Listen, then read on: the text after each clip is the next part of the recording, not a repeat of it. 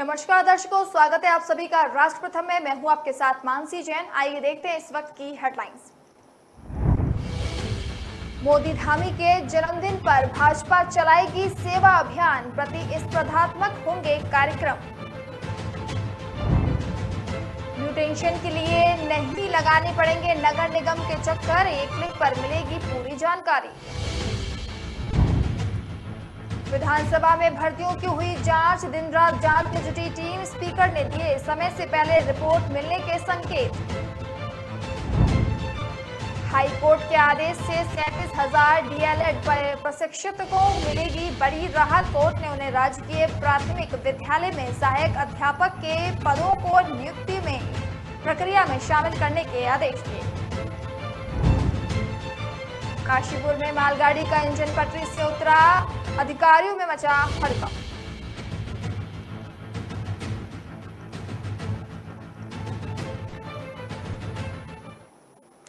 प्रधानमंत्री नरेंद्र मोदी और मुख्यमंत्री पुष्कर सिंह धामी के जन्मदिन पर भाजपा उत्तराखंड को आदर्श राज्य बनाने का संकल्प लेगी और सेवा अभियान चलाएगी। पार्टी के प्रदेश अध्यक्ष महेंद्र भट्ट कई जिलों के प्रवास पर रहेंगे और कार्यक्रमों में शामिल होंगे। उन्होंने सभी प्रभारी मंत्रियों को अपने जिलों में जाकर कार्यक्रमों में सक्रिय भागीदारी करने के निर्देश दिए। वहीं प्रदेश पार्टी कार्यालय में आयोजित पत्रकार वार्ता में प्रदेश अध्यक्ष भट्ट ने कहा कि पार्टी 16 सितंबर को मुख्यमंत्री धामी के जन्मदिन को संकल्प दिवस के रूप में मनाएगी। युवा मोर्चा संकल्प दौड़ का आयोजन करेगा। महिला मोर्चा नदी तटों पर संकल्प दीप जलाएंगे। देहरादून, हल्द्वानी, रुद्रपुर, काशीपुर, कोटेद्वार में गोष्ठियां होंगी जिनमें आदर्श उत्तराखंड और मुख्यमंत्री के जीवन व्रत पर चर्चा होगी। इन सभी कार्यक्रमों में सांसद, विधायक, पार्टी से जुड़े सभी जनप्रतिनिधि हिस्सा लेंगे। सभी जिलों में होर्डिंग्स लगाए जाएंगे। 17 सितंबर को प्रधानमंत्री के जन्मदिन पर पूरे प्रदेश में विभिन्न सेवा कार्यक्रम आयोजित होंगे।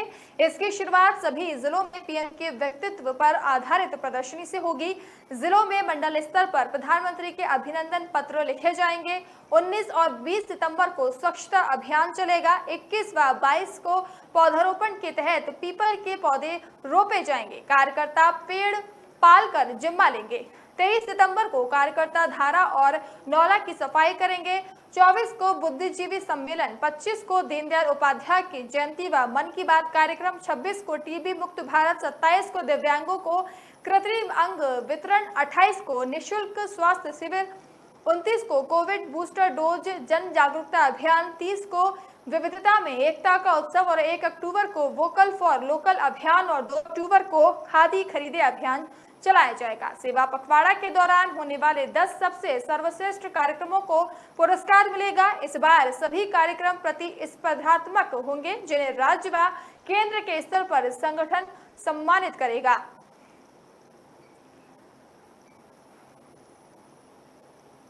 नगर निगम से दाखिल खारिज की प्रक्रिया पूरी तरह से ई म्यूटेशन में परिवर्तित कर दिया गया है। अब ना तो दाखिल खारिज के लिए नगर निगम के चक्कर काटने पड़ेंगे और ना ही इससे संबंधित किसी जानकारी के लिए लोगों को भटकना पड़ेगा। एक क्लिक पर कोई भी जानकारी घर पर ही प्राप्त हो जाएगी। इसके अलावा भवन पर कर जमा और इससे संबंधित शिकायतें भी ऑनलाइन कर सकेंगे। अभी तक नगर निगम में दाखिल खारिज की प्रक्रिया ऑफलाइन चलती थी। लोगों को अपनी संपत्ति का दाखिल खारिज करने के लिए बार बार निगम के चक्कर काटने पड़ते थे, लेकिन नगर निगम देहरादून की ओर से भवन कर अनुभाग को आधुनिकता से जोड़ने हुए दाखिल खारिज प्रक्रिया को ऑनलाइन कर दिया गया है। मेयर सुनील उनियाल गामा और नगर आयुक्त मनोज गोयल ने ई म्यूटेशन प्रक्रिया की शुरुआत की। मेयर सुनील उनालियाल गामा ने कहा कि इससे अब जहां एक और जनता को काफी सुविधा प्राप्त होगी और दाखिल खारिज कराने के लिए नगर निगम आने की आवश्यकता नहीं होगी। दूसरी तरफ नगर निगम कर्मचारी को कार्य करने में भी सुगमता होगी। ई म्यूटेशन प्रक्रिया उपलब्ध कराने वाला नगर निगम देहरादून प्रदेश का प्रथम निकाय बन गया है। नगर आयुक्त नगर निगम देहरादून मनोज गोयल ने बताया कि दाखिल खारिज की ऑनलाइन प्रक्रिया के तहत बहुत ही आसान तरीके से आवेदन किया जा सकता है। सर्वप्रथम नगर निगम की ऑफिशियल वेबसाइट पर जाएं, इसके बाद पे ऑनलाइन टैक्स पर क्लिक करें। यहां आवेदनकर्ता को संपत्ति कर जमा करने, दाखिल और खारिज का आवेदन करने और स्वकर निर्धारण एवं भवन कर से संबंधित शिकायत दर्ज कराने की सुविधा भी है। इस वेबसाइट से भवन कर के बिल को ऑनलाइन माध्यम से देखते हुए उसका भुगतान debit card, credit card, net banking या QR कोड से भी किया जा सकता है। भुगतान की रसीद भी ऑनलाइन प्राप्त हो जाएगी। नगर निगम में भी POS मशीन के माध्यम से भवन कर का भुगतान कर सकते हैं।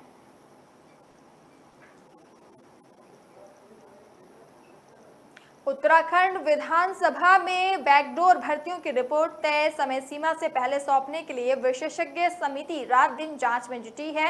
एक सप्ताह के भीतर समिति जांच रिपोर्ट विधानसभा अध्यक्ष को सौंप सकती है। इसके साथ ही बैकडोर से नौकरी पाने वाले कर्मचारियों की धड़कनें तेज होती जा रही हैं। स्पीकर ऋतु खंडूड़ी भूषण ने जल्द ही विशेषज्ञ समिति की रिपोर्ट आने के संकेत दिए हैं। उन्होंने कहा कि समिति रिपोर्ट विधानसभा और उत्तराखंड के लिए निर्णायक होगी। अधीनस्थ सेवा चयन आयोग की स्नातक स्तरीय भर्ती परीक्षा का पेपर लीक मामले की STF जांच शुरू होने के बाद विधानसभा में बैकडोर भर्तियां विवादों में आई थी। 2012 से 2022 तक कांग्रेस और भाजपा सरकार में तत्कालीन विधानसभा अध्यक्षों के कार्यकाल में की गई नियुक्तियों की सूची भी सोशल मीडिया पर वायरल हुई थी। मुख्यमंत्री धामी ने विधानसभा में भर्तियों में शिकायत मिलने के बाद स्पीकर से जांच कराने का अनुरोध किया था और सरकार की तरफ से पूरा सहयोग देने की बात कही थी। विधानसभा अध्यक्ष ने 3 सितंबर को विधानसभा में हुई भर्तियों के लिए पूर्व IAS DK कोचिया की अध्यक्षता में 3 सदस्यीय विशेषज्ञ समिति गठित की। समिति को जांच रिपोर्ट सौंपने के लिए 1 माह का समय दिया गया था। समिति के 4 सितंबर को विधानसभा पहुंचकर जांच शुरू की थी। समिति विधानसभा भवन में बैठक रात दिन भर्तियों से संबंधित फाइलें, पत्रावलियों की जांच कर रही है। भर्तियों को लेकर एक फाइल की समिति के सदस्यों ने गहनता से जांच की। अब समिति अंतिम रूप दे रही है। सूत्रों के मुताबिक समिति आगामी 1 सप्ताह के भीतर रिपोर्ट स्पीकर को सौंप सकती है।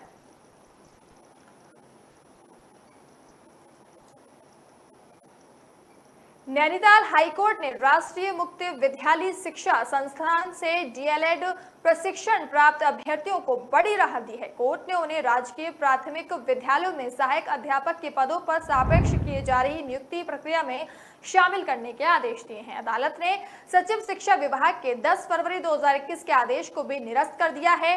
सरकार को आदेश दिया है कि वह प्रत्येक याचिकाकर्ता को 2000 रुपए का हर्जाना भी दे सके।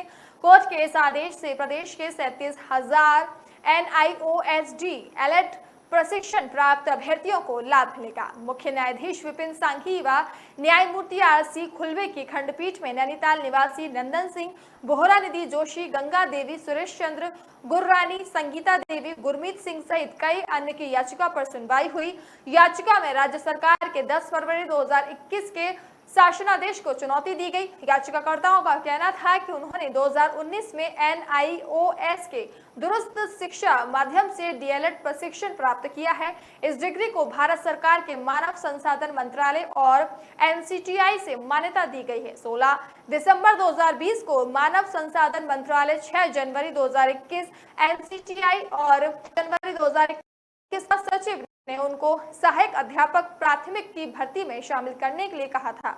इसके बाद शिक्षा सचिव ने 10 फरवरी 2021 को जारी आदेश में कोई स्पष्ट गाइडलाइन न होने का हवाला देते हुए उन्हें काउंसलिंग से बाहर कर दिया।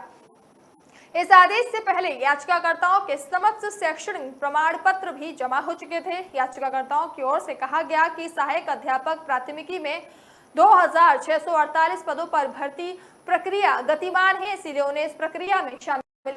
याचिकाकर्ताओं की ओर से वरिष्ठ अधिवक्ता CD बहुगुणा ने कोर्ट में तर्क दिया कि सचिव का आदेश 16 दिसंबर 2020 व NCTI के आदेश 6 जनवरी 2021 के विपरीत होने के कारण निरस्त किए जाने योग्य हैं।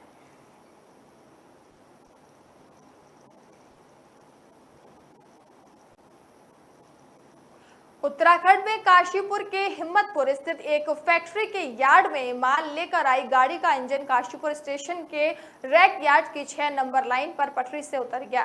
प्रथम दृष्टया वहां हो रहे विद्युतीकरण कार्य के चलते इलेक्ट्रॉनिक पोल से टकराकर इंजन के डिरेल होने की बात कही जा रही है। करीब 2.5 घंटे बाद लालकुआं से आए स्पोर्ट्स ने इंजन को जैक लगाकर उठाया। ये मालगाड़ी एक फैक्ट्री का माल लेकर हिम्मतपुर स्थित यार्ड पर आई थी। रैंक को वहीं छोड़कर चालक इंजन को लेकर काशीपुर रेलवे स्टेशन आ गया। वहां इंजन को रैक यार्ड की साइड से लगाया। वहां से इंजन को एक स्थान पर खड़ा करने के लिए लाया जा रहा था। दोपहर करीब 3:15 बजे विद्युत पोल से टकराकर इंजन डिरेल हो गया। घटना की सूचना रेलवे के कंट्रोल रूम को दी गई। इस घटना से अधिकारी से लेकर कर्मचारियों में हड़कंप मच गया। सूचना पर स्टेशन अधीक्षक जीपी कश्मीरा, लोको इंस्पेक्टर राजेंद्र सिंह, यातायात निरीक्षक एसके राय, आरपीएफ इंस्पेक्टर रणदीप मीणा आदि मौके पर पहुंच गए। इंजन के रैक साइड पर ड्रेल होने के कारण रेल यातायात पर कोई प्रभाव नहीं पड़ा। सूचना पर लालकुआं से स्वचालित एक्सीडेंट रिफिलिंग ट्रेन पहुंची। शाम करीब 5:45 बजे स्पोर्ट्स की टीम ने जैक लगाकर इंजन को पावर जैक लगाकर पटरी पर पहुंचाया। इस मामले में मौके पर पहुंचे अधिकारी ने अपनी संयुक्त रिपोर्ट पेश की है। इंजन का डिटेंशन करीब 2.5 घंटे बताया गया। इज्जत नगर मंडल के पीआरओ राजेंद्र सिंह ने बताया कि लालकुआं से भेजी पावर से इंजन को पटरी पर लगाया गया है। इस मामले में विभागीय जांच के बाद उत्तरदायित्व तय किया जाएगा और इसके लिए जिम्मेदार कर्मियों के खिलाफ विभागीय अनुशासनात्मक कार्रवाई की जाएगी।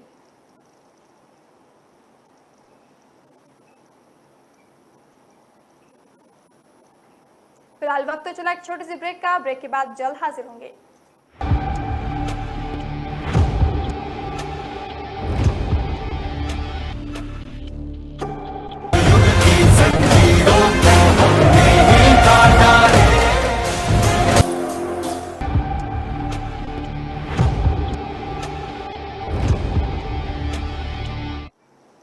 ब्रेक के बाद एक बार फिर से आप सभी का स्वागत है। स्कूल की बाथरूम की छत गिरने से बड़ा हादसा हो गया। इस दुर्घटना में तीसरी में पढ़ने वाले छात्र चंदन सिंह लंडोवाल को पुत्र गोदन सिंह की मौत हो गई, जबकि 5 बच्चे घायल हो गए।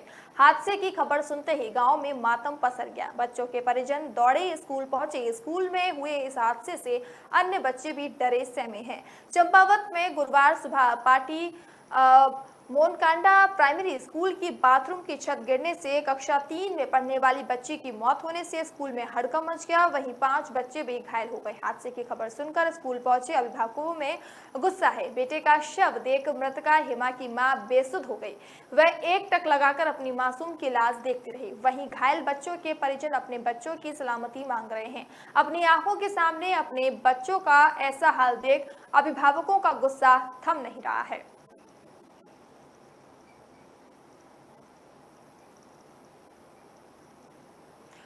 उत्तराखंड अधिकारी कर्मचारी शिक्षक समन्वय समिति के लोगों ने विभिन्न मांगों को लेकर जिला पंचायत कार्यालय में गेट मीटिंग कर धरना प्रदर्शन किया। साथ ही मांग पूरी न होने पर आंदोलन की चेतावनी दी। धारानौला स्थित जिला पंचायत कार्यालय में गेट मीटिंग की अध्यक्षता कर रहे डॉक्टर मनोज जोशी ने कहा कि सरकार की ओर से अभी तक कर्मचारियों और शिक्षकों की मांग पूरी करने के लिए कोई भी आश्वासन नहीं दिया गया, जिसके विरोध में कर्मचारियों और शिक्षकों का प्रदर्शन जारी है। पुरानी पेंशन व्यवस्था लागू करने समेत 20 सूत्री मांगों को जल्द पूरा न करने पर 20 सितंबर को आंदोलन करने की चेतावनी दी गई। गेट मीटिंग का संचालन सचिव संयोजक पुष्कर सिंह ने किया। धरना प्रदर्शन में महेंद्र सिंह गोसाई, किशन सिंह नेगी, भुवन चंद्र जोशी, अमित कुमार, राजेश सिंह समेत अन्य कर्मचारी व शिक्षक मौजूद रहे।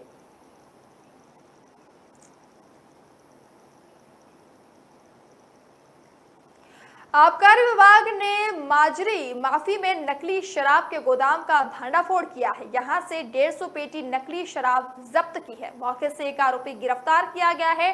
साथ ही उत्तर प्रदेश आबकारी विभाग के होलोग्राम और डिफेंस सेल के लेबल भी बरामद किए गए हैं। शराब महंगे ब्रांड का बताकर अवैध रूप से सप्लाई की जा रही थी। आबकारी विभाग ने मामले की जाँच शुरू कर दी है। जिला आबकारी अधिकारी राजीव चौहान ने बताया कि कुछ दिन पहले माजरी माफी क्षेत्र में नकली शराब बनाने की सूचना मिली थी। वहां एक मकान में छापा मारा गया तो भारी मात्रा में खाली और भरी हुई शराब की बोतलें मिली। कुछ पेटियों में भी शराब की पैकिंग की जा रही थी। आबकारी की टीम को देखकर कुछ लोग भाग गए, जबकि अमित नेगी निवासी पौड़ी गढ़वाल को गिरफ्तार कर लिया गया है। उन्होंने बताया कि गोदाम में उत्तर प्रदेश आबकारी विभाग के होलोग्राम भी बरामद हुए हैं। इनकी संख्या लाखों में है। इसके अलावा कुछ लेबल भी जब्त कर लिए गए हैं। इन पर फॉर सेल डिफेंस पर्सनल लिखा हुआ था, यानी ये शराब कैंटीन की बताकर भी बेची जा रही थी। शराब महंगे ब्रांड की बोतलों में भरी हुई थी। वहां से तकरीबन 12 लाख रुपए की कीमत की 150 पेटी की शराब बरामद हुई है। इसे जब्त सैंपलों की जांच के लिए मुख्यालय भेजा जा रहा है। शुरुआती जांच में पता चला है कि इस शराब को सस्ती बताकर बेचा जाता था। लोग डिफेंस की शराब को अच्छी मानते हैं। कुछ लोग इस शराब को सप्लाई करने में भी जुटे थे। डिफेंस की शराब सस्ती होती है तो उसके लिए वे इसे खरीद रहे थे। जिला आबकारी अधिकारी ने बताया कि ये शराब किसी जहर से कम नहीं है।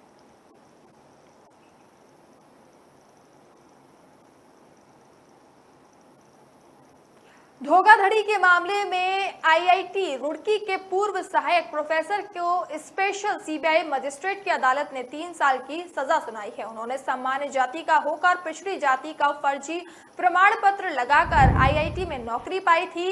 ये काम एक नहीं बल्कि 2 बार किया। कोर्ट ने दोषी पर धाराओं में 10,000 रुपए का जुर्माना लगाया। सीबीआई की अधिवक्ता अमिता वर्मा ने बताया कि 29 सितंबर 2014 को आईआईटी रुड़की में असिस्टेंट प्रोफेसर रहे विकास पुलिथी के खिलाफ प्राथमिकी जांच शुरू कर दी गई थी। सीबीआई ने 29 फरवरी 2015 को विकास के खिलाफ धोखाधड़ी और फर्जी दस्तावेज तैयार करने के आरोप में मुकदमा दर्ज किया था। पता चला कि विकास पंजाबी क्षत्रिय परिवार से आते हैं। उन्होंने 15 फरवरी वर्ष 2000 को आईआईटी में पिछड़ी जाति के कोटे से लेक्चरर की नौकरी हासिल की थी। इसके लिए उन्होंने फर्जी दस्तावेज भी लगाया। इसके बाद वर्ष 2003 में भी आईआईटी में जनरल कोटे में असिस्टेंट प्रोफेसर की भर्ती निकली। उन्होंने 27 अक्टूबर 2003 को इसमें भी नौकरी हासिल कर ली। इस प्रक्रिया में भी पिछड़ी जाति का फर्जी प्रमाण पत्र लगाया। सीबीआई ने विवेचना के बाद 29 फरवरी 2016 को चार्जशीट दाखिल की। इस पर कोर्ट ने 3 मार्च 2016 को संज्ञान लिया और 17 फरवरी 2017 को आरोप तय किए गए। विकास के खिलाफ ट्रायल चला, जिसमें सीबीआई की ओर से 17 गवाह पेश किए गए। बचाव पक्ष की ओर से एक भी गवाह पेश नहीं किया गया। इसके आधार पर special CBI magistrate Sanjay Singh की अदालत ने उन्हें सजा सुना दी। बता दें कि विकास पुलुथी ने गत वर्षों में शैक्षिक सेवानिवृत्ति ले ली थी। वे वर्तमान में सेक्टर 20 रोहिणी दिल्ली में रहते हैं।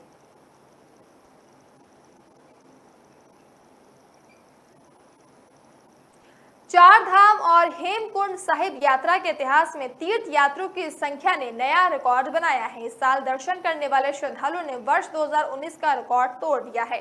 बद्रीनाथ, केदारनाथ, गंगोत्री, यमुनोत्री धाम व हेमकुंड साहिब में अब तक दर्शन करने वाले श्रद्धालुओं का आंकड़ा 35 लाख पार हो गया है। अभी चार धाम यात्रा नवंबर माह तक चलेगी।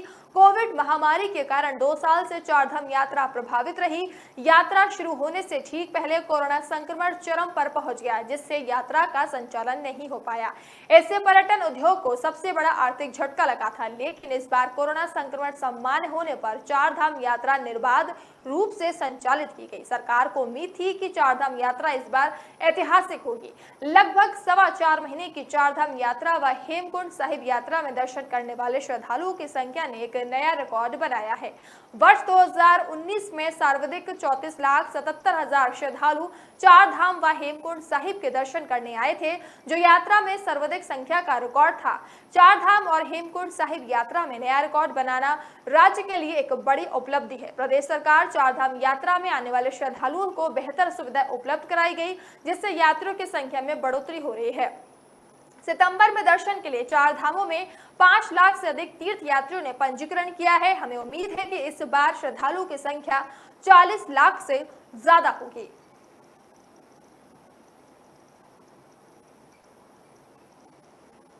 फिलहाल वक्त तो चला एक छोटे से ब्रेक का। ब्रेक के बाद जल्द हाजिर होंगे।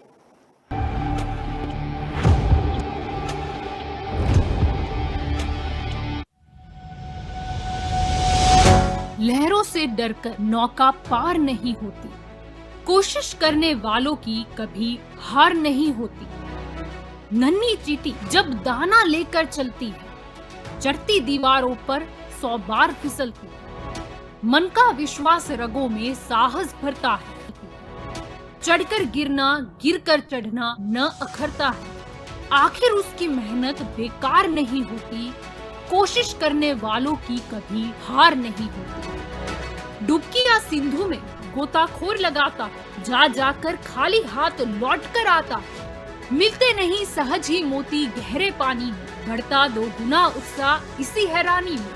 मुट्ठी उसकी खाली हर बार नहीं होती, कोशिश करने वालों की कभी हार नहीं होती। असफलता एक चुनौती है, इसे स्वीकार करो। क्या कमी रह गई देखो और सुधार करो। जब तक न सफल हो नींद चैन को त्यागो तो, संघर्ष का मैदान छोड़कर मत भागो तो।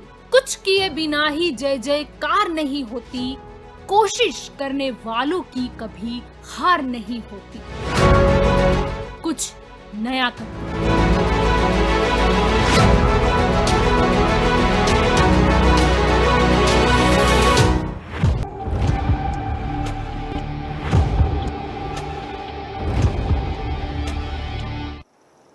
ब्रेक के बाद एक बार फिर से आप सभी का स्वागत है। नैनी झील और नैनीताल नगर पर गंभीर संकट नजर आने लगा है। इस सीजन में यहां बारिश और नैनी झील का जलस्तर आज तक के इतिहास में सबसे कम है। ये ज्यादा चिंता का विषय इसीलिए भी है क्योंकि मुख्यतः बारिश से ही नैनी झील में भी होती है। इस साल मानसून समाप्ति पर है, जबकि झील का स्तर इस माह के सामान्य जलस्तर से करीब 4 फीट कम, करीब 7.6 फीट है। अब इसके अधिक बढ़ने के आसार भी नहीं लग रहे हैं। नैनी झील का सर्वाधिक जलस्तर 12 फीट होता है। हर वर्ष ये स्तर नहीं पहुंच पाता है, लेकिन अगस्त सितंबर में इसके आसपास पहुंच पाता है। बारिश अधिक होने पर इसके निकासी द्वार खोलकर अतिरिक्त पानी को बाहर निकाल दिया जाता है। ब्रिटिश काल में प्रशासन ने प्रतिदिन बारिश और झील के जलस्तर का रिकॉर्ड रखना शुरू किया था। साथ ही हर महीने के लिए एक आदर्श जलस्तर का निर्धारण भी किया गया था। सिंचाई विभाग के सहायक अभियंता जेडी सती और अवर अभियंता नीरज तिवारी ने बताया कि सिंचाई विभाग ने 1990 से प्रतिदिन जल वर्षा और झील के स्तर के आंकड़े कंप्यूटरीकृत किए थे।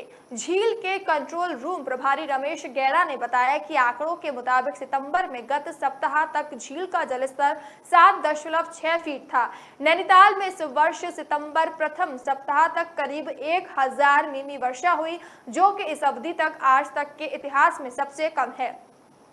पूर्व के वर्षों में इस अवधि में इससे 1.5 गुना से लेकर 4 गुना तक की वर्षा भी दर्ज की गई है। इससे पूर्व 2019 में इन दिनों झीलों का जलस्तर 9 फीट, जबकि 17 सितंबर 2012 को 9.1 फीट था। इसी तरह 2016 में 14 सितंबर को 9.85 और 2017 में 9.4 फीट था। ये वह वर्ष है जिनमें आज से पहले इन दिनों में जलस्तर न्यूनतम रहा, जबकि अन्य सभी वर्षों में इस अवधि में जलस्तर लगभग 11 फीट या इससे भी अधिक रहा। इस वर्ष झील का ऐतिहासिक रूप से इतना कम जलस्तर होना इसलिए ज्यादा चिंताजनक है क्योंकि गत वर्ष अक्टूबर में भारी अतिवृष्टि के बाद जलस्तर 12 फीट पहुंच गया था और निकासी गेट खोलकर अतिरिक्त पानी बाहर निकालने के बावजूद लंबे समय तक झील का स्तर बहुत अच्छा बना रहा। जनवरी में भारी बर्फबारी के बाद इस बार मई जून तक जलस्तर अन्य वर्षों के मुकाबले बेहतर था। अब झील का स्तर लगभग 8 फीट ही होना गंभीर चिंता का विषय है, जिसके दुष्परिणाम आगामी महीनों में पेयजल की कमी और झील के और भी निचले स्तर के रूप में सामने आ सकते हैं।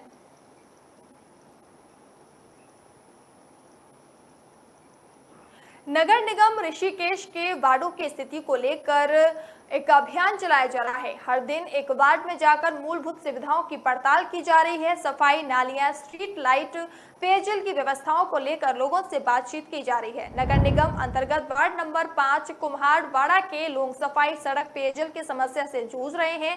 निगम क्षेत्र के बाद भी यहाँ के लोगों को शहरी सुविधाओं से वंचित हैं। डेंगू संक्रमण के बाद भी यहाँ कीटनाशक का छिड़काव और फॉगिंग नहीं हो रहा है। क्षेत्र में पानी का लो प्रेशर होने के कारण लोगों को गलियों में लगे पेयजल स्टैंड पोस्टरों से पानी भरना पड़ता है। बदहाल सड़कें होने के कारण बरसात में ये तालाब बन जाती हैं। सड़क निर्माण को लेकर यहाँ के लोग कई बार विभाग के खिलाफ धरना प्रदर्शन भी कर चुके हैं। इसके बाद भी समस्या जस की तस बनी हुई है। वार्ड में सफाई न होने के कारण सड़क पर गंदगी पसरी रहती है। इन दिनों डेंगू का संक्रमण तेजी से फैल रहा है। निगम की ओर से क्षेत्र में कीटनाशक का छिड़काव और फॉगिंग नहीं की जा रही है। नालियां चौक होने के कारण पानी सड़ रहा है। वार्ड में मच्छरों की भरमार है। कुम्हाड़वाड़ा के लोग सड़क पर बने गड्ढों से परेशान हैं। बारिश के दौरान सड़क तालाब बन जाती है, जिससे लोगों को आवागमन में परेशानी होती है। क्षेत्र में बच्चों के खेलने और बुजुर्गों के टहलने के लिए कोई पार्क नहीं है। वार्ड में सबसे बड़ी समस्या सफाई है। नालियां गंदगी से भरी पड़ी हैं। आईएसबीटी की ओर जाने वाले आंतरिक मार्ग को व्यापारियों ने पीकदान बना दिया है। पूरा मार्ग पान और गुटखे से रंगा हुआ है। शिकायत के बाद भी समस्या जस की तस बनी हुई है। कुम्हारवाड़ा क्षेत्र में लो प्रेशर की बनी हुई है। कई बार मोटर चलाने के बाद भी घरों के अंदर पानी नहीं पहुंच पाता है।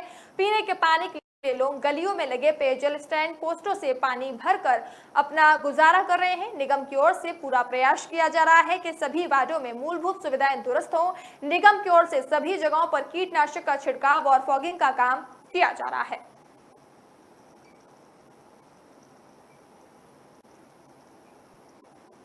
एक युवक के खिलाफ शादी का झांसा देकर किशोरी से दुष्कर्म कर धमकाने का मुकदमा कोर्ट के आदेश पर दर्ज हुआ है। एक युवती ने एडीजे रुद्रपुर विशेष न्यायाधीश की अदालत में प्रार्थना पत्र दिया।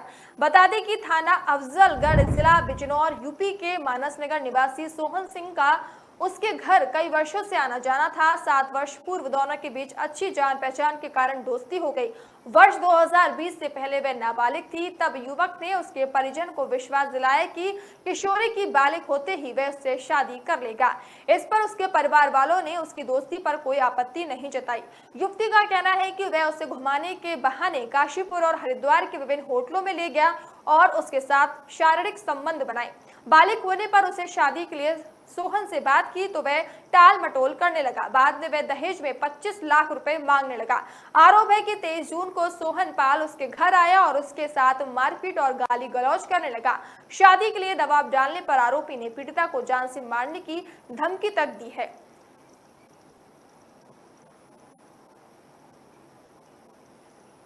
राजधानी देहरादून में अगले सप्ताह क्रिकेट के सितारों का मेला लगने वाला है, लेकिन पुलिस और जिला प्रशासन के पास इसकी कोई जानकारी नहीं है। आयोजकों की लापरवाही की हद देखिए। उन्होंने स्टेडियम के जिम्मेदार लोगों को भी इस बारे में जानकारी नहीं दी, जबकि इतने बड़े आयोजन के लिए पुलिस को पार्किंग से लेकर खिलाड़ियों की सुरक्षा तक की कई व्यवस्थाएं करनी होती हैं। दरअसल रायपुर स्थित Rajiv Gandhi international cricket stadium में 21 सितंबर से रोड सेफ्टी सीरीज के आयोजन की बात कही जा रही है। इसमें master blaster Bharat Ratna Sachin Tendulkar, West Indies के पूर्व बल्लेबाज ब्रायन लारा जैसे बड़े दिग्गज हिस्सा ले रहे हैं। मैचों के लिए के रेट भी तय कर बिक्री शुरू कर दी गई है, लेकिन इतने बड़े आयोजन की पुलिस प्रशासन को कोई खबर नहीं है। इस मामले में एसएसपी दलीप सिंह कुंवर का कहना है कि मैच के दौरान पार्किंग की व्यवस्था भी होती है। खिलाड़ियों की सुरक्षा का इंतजाम करना होता है। इसके लिए आयोजकों को स्थानीय प्रशासन को सूचना देनी होती है, मगर अभी तक ऐसा नहीं किया गया। आयोजन की पड़ताल के लिए एसओ रायपुर को स्टेडियम भेजा गया था। वहां कोई जिम्मेदार व्यक्ति ही नहीं मिला, ना ही किसी अधिकारी को आयोजन के बारे में पता है। यही नहीं, जिला क्रीड़ा अधिकारी तक को अवगत नहीं कराया गया है, जबकि ऐसे आयोजनों की महीनों पहले अनुमति ली जाती है। मैच के दौरान भारी भीड़ रहती है, वहां की सारी जिम्मेदारी प्रशासन और पुलिस को ही करनी होती है। वहीं डीएम सोनिका ने भी इस संबंध में किसी भी जानकारी से इनकार किया है। बुक माई शो पर मैचों के टिकट की बुकिंग हो रही है। इसके माध्यम से लोग ऑनलाइन टिकट बुक कर रहे थे, लेकिन बुधवार को अचानक बुकिंग बंद हो गई। वहीं एसएसपी ने बताया कि ऐसे में आशंका जताई जा रही है कि लोगों के साथ ठगी तो नहीं हो रही है। इसके लिए भी साइबर सेल और रायपुर एसओ को सतर्क किया गया है। साइबर सेल इसकी पड़ताल कर रही है। सीरीज कराने वाली कंपनी ने यहाँ के एक स्थानीय इवेंट मैनेजर से करार किया है। पुलिस ने फोन किया तो पता चला कि मलेशिया में है। जब एसओ रायपुर मनमोहन नेगी ने बात की तो वे तत्काल फ्लाइट पकड़कर दिल्ली आ गए। बताया जा रहा है कि वे बृहस्पतिवार तक देहरादून आएंगे और पुलिस व जिला प्रशासन को अवगत कराएंगे।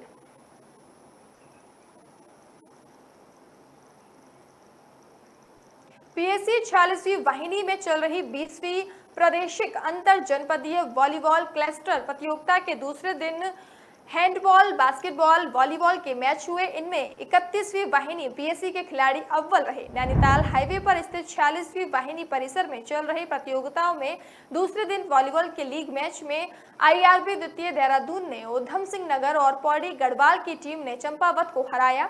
इसके तुरंत बाद वॉलीबॉल का पहले क्वार्टर फाइनल मैच में देहरादून ने आईआरबी प्रथम रामगढ़ को हराया। दूसरे क्वार्टर फाइनल में मैच में 31वीं वाहिनी पीएससी रुद्रपुर ने 40वीं पीएससी हरिद्वार को हराया। तीसरे क्वार्टर फाइनल मैच में टिहरी गढ़वाल ने उत्तराकाशी की टीम को हराया। बास्केटबॉल प्रतियोगिता के सेमीफाइनल मैच में 40वीं वाहिनी पीएससी ने आईआरबी प्रथम रामगढ़ को हराया। हैंडबॉल प्रतियोगिता के पहले क्वार्टर फाइनल में एसडीआरएफ ने आईआरबी प्रथम और दूसरे क्वार्टर फाइनल में 31वीं वाहिनी पीएससी रुद्रपुर ने नैनीताल को हराया। तीसरे क्वार्टर फाइनल में बागेश्वर की टीम उधम सिंह नगर से हार गई। चीनी मिल स्थित राष्ट्रीय आपदा मोचन बल की 15वीं वाहिनी के परिसर में अंतर वाहिनी खेल प्रतियोगिता का आयोजन किया गया। वाहिनी के सेनानी सुदेश कुमार दर्राल ने खेल मैदान में नॉर्थ जोन मुख्यालय की अंतर वाहिनी प्रतियोगिता का शुभारंभ किया। उन्होंने प्रतियोगिता में खेलने पहुंची भटिंडा पंजाब से पहुंचे 7वीं वाहिनी, लुधियाना से 13वीं वाहिनी, नूरा से 14वीं गदरपुर की वाहिनियों से परिचय प्राप्त किया। इस 3 दिनी प्रतियोगिता में 10 मैच होने हैं। उद्घाटन मैच 14वीं वाहिनी को दूसरे मैच में 15वीं वाहिनी ने 7वीं वाहिनी 2 से हराया है। इस दौरान उप सेनानी भूपेंद्र कुमार, डॉक्टर शैलेंद्र, अमित पाठक, मनोज जोशी, प्रकाश मौजूद रहे।